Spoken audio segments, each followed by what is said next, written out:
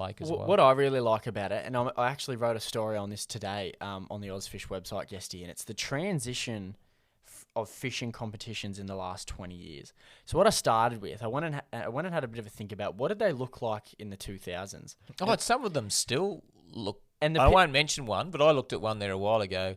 A lady that rang me, and anyway, I won't go into the conversation, but I looked at their competition, which is quite a large competition, and it is just death and destruction on the front cover. That's it. I had a look about it. What did it look like in the 2000s? And the picture that I described in this article is at your local tavern, and I'm talking micro, like fishing club competitions, and there's hundreds of thousands of them. But local tavern, buckets of tubs of fish. Yep. You bring in your esky, all killed. You weigh it on a scale by the weighmaster, and it's usually the president of the fishing club. Chuck it on there. You get a 600, 700 gram brim. That's a cracker. And then you put it in a bag, and then they either auction them off and raffle them off for people to take home that night, or you take home your fish, right? And there was buckets of them. Then I went, okay, what's it look like in 2010? I went, right, well, you've got comps like the Pertec Fishing Challenge starting to run up. In 2010, Guesty, how many years have you been running it then? I think it was just starting. A couple of years. So 2 or 3 years in. Yep. So that you could safely say that was the beginning of, the transition. And then you've got some clubs, like we've got a local one here, that was slowly starting to have the conversation, but they certainly weren't where they needed to be in 2010.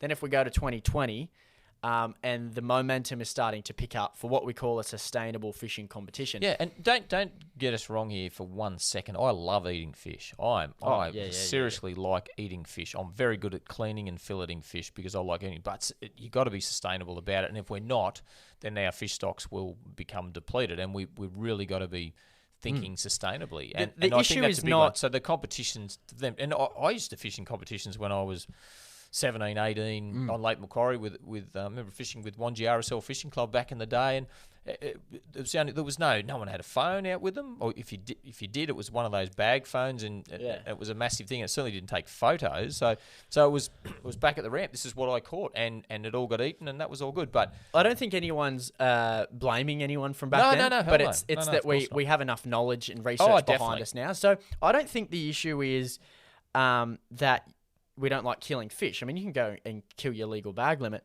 I think the issue is that there's not an option for competitors to release their fish. No, I remember fishing a long time ago now in the trailer bait comp at Port Stephens, and I saw them.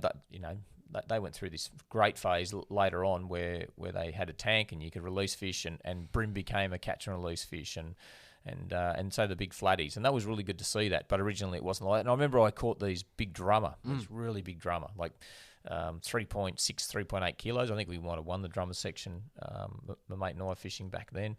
Anyway, this isn't where you're walking them back. Yeah, and everyone's hanging around at Port Stephens there, and it's good. And they give away all these prizes, which is terrific. Eskies, and there's draw prizes and everything. It was really popular.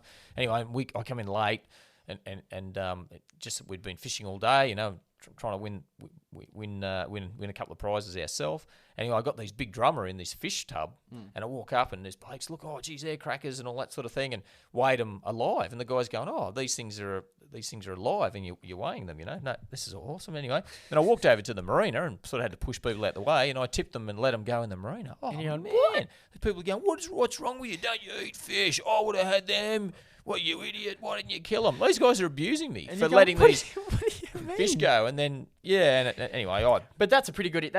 But it just sums it up. It was so back in the and you had the option in that competition though to release your fish. Well, but it wasn't expected that a black drummer would be kept alive in a live bait tank and then released alive, 100%. And it would have cost me some weight because they probably dumped their system out a little bit inside the tank as the drummer do, but that I don't care. That's it was good, and all of the ladrick we caught we let go, and all the brim we caught we let go. And so the crux of my point in this article was it never really pinned upon the fact that we can't kill fish, because we kill fish for the table all the time. I ate flathead, but the crux of the point was, if you're running a competition where it be 20 people at your local fishing club or a national competition, we need to get to a point where you have the option to submit a fish live on a brag mat without being disadvantaged as someone who puts it on a scale. You know what I mean? And eventually that will outweigh, and we'll get to what they call stewardship, which is basically looking after your waterways. So that it's a interesting point, and we're talking about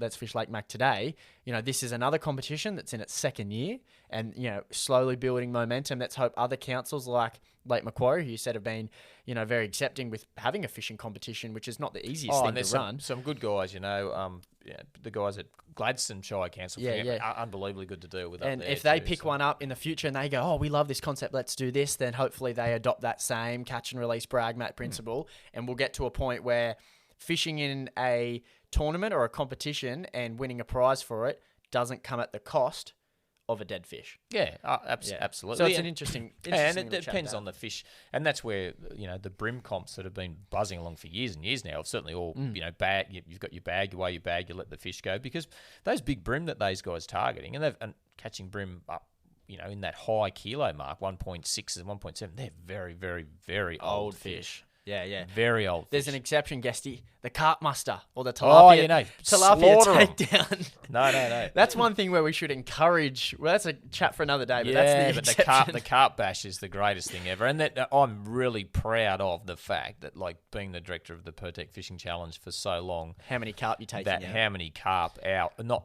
me personally, because I've actually I've never fished the Pertec Fishing Challenge. I'm too busy running it. But our competitors and our bloody awesome competitors from the Murray-Darling Basin, how many carp they've killed.